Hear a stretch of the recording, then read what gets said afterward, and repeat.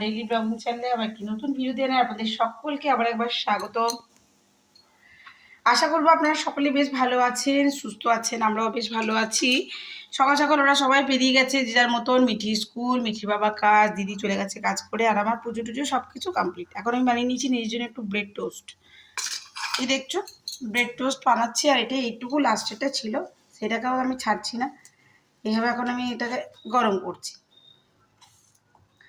করে নিয়ে আজকে করব ডিমের কারি আর রুটি। মানে আজকে দুপুরের লাঞ্চ আর কি, আমাদের ডিমের কারি আর রুটি হবে। তো সেই জন্য ধরো খাবার তো কেউ নেই এখন আর, তো খামোকা এখন থেকে করে আর কি লাভ।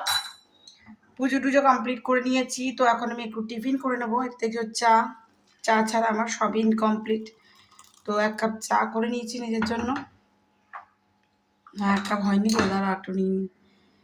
তো এটা পুরোটাই আমি নিয়ে নেবো, কেন এখন আমার কেউ নেই চা পার্টনার। দিদিও আমার চা খেয়ে চলে গেছে আমার সঙ্গে। তো চলো আজকে ব্লগটা যখন থেকে শুরু করি, ব্লগে অবশ্যই সঙ্গে থেকো আর দেখতে থাকো আমার আজকের ব্লগটা। কেমন লাগছে অবশ্যই জানিও আমার ব্রেড টোস্টগুলো। তো এখন 4:13, ওই যে দেখুন আমি এখানে এখন শুয়ে পড়েছি, আর ওই যে এখন মিঠি খাচ্ছে। মিঠি, আর দেখুন মিঠি খাচ্ছে। আমি আর খাই নাই, ভালো লাগছিল না। আর দিদিকে আমরা দেখুন কি দেখছি, বাবা তারকনাথ। সেই দিকে কাজ করতে করতে না আমার শরীরটা ভালো লাগছিল না, নিয়ে শুয়ে পড়েছি।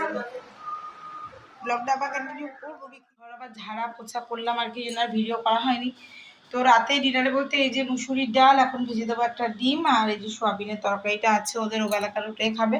আর মিঠির জন্য ওই যে কুকারে আলু সেদ্ধ করেছি, মিঠি খাবে দুধ আলু ভাতে ভাত।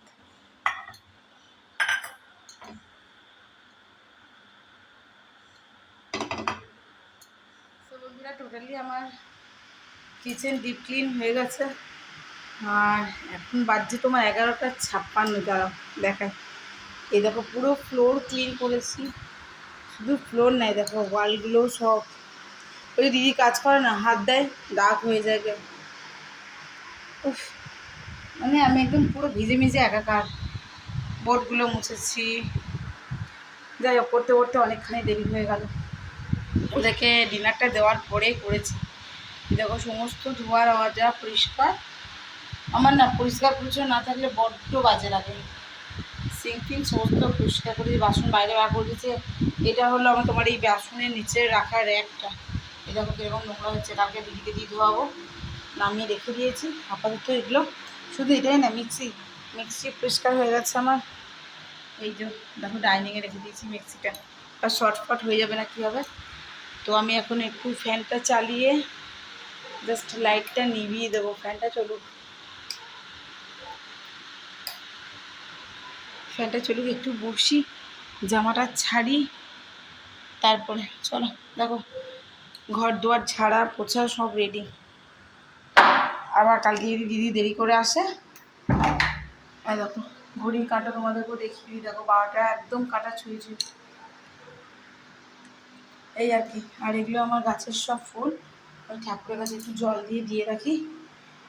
আর কুকার এখনো ভাত হয়ে গেছে, একটু বন্ধ করে রেখে দেবো। এবার আমি একটু রেস্ট করবো। সোফা দেখো কী করেছি, আমি আজকে খুলে এখানেই শুয়েছিলাম, শরীরটা খারাপ লাগছিলো বলে।